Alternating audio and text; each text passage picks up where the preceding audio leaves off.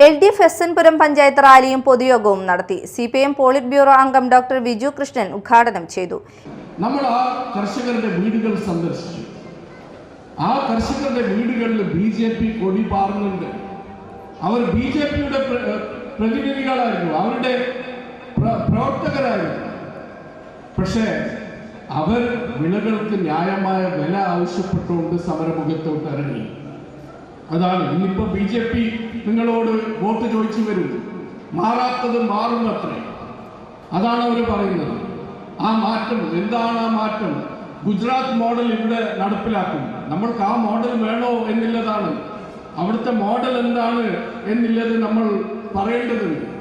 ഈ വെളുത്തുള്ളി കർഷകർക്ക് ഉൽപാദന ചെലവ് 33 മുതൽ 35 രൂപ വരെ.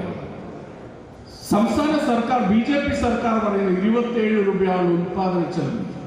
പക്ഷെ അന്ന് നീമച്ച് ഹോൾസെയിൽ മാർക്കറ്റിൽ കർഷകന് ലഭിച്ചത് 1 രൂപയാണ്. കർഷകന് 1 രൂപ. പക്ഷേ റിലയൻസ് ഫ്രഷ്, അംബാനിയുടെ റിലയൻസ് ഫ്രഷിൽ 147 രൂപ, ഡൽഹി മാർക്കറ്റിൽ 220 രൂപ.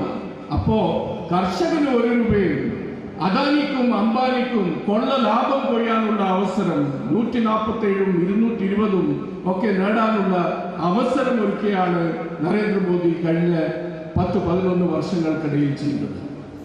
അതാണ് സ്ഥിതി. 2017 1 രൂപ ലഭിച്ചിരുന്ന വെളുത്തുള്ളിക്ക് 2022 50 പൈസയായി. അപ്പൊ കർഷകർ എന്താ ചെയ്യും? സമരം ചെയ്യും. കർഷകർ സമരം ചെയ്യാൻ എവിടെയൊക്കെ സംഘടനയുണ്ടോ നമ്മൾ സമരം ചെയ്യുന്നത്, എവിടെ അതില്ലോ, സംഘടനകളില്ലോ, അവിടെ ചിലർ ആത്മഹത്യ ചെയ്യും. അതുകൊണ്ടാണ് ഇത്രയും വലിയ രീതിയിൽ ആത്മഹത്യ വർദ്ധിച്ചു വരുന്നത്. മഹാരാഷ്ട്രയാണ് ഏറ്റവും കൂടുതൽ ആത്മഹത്യകൾ.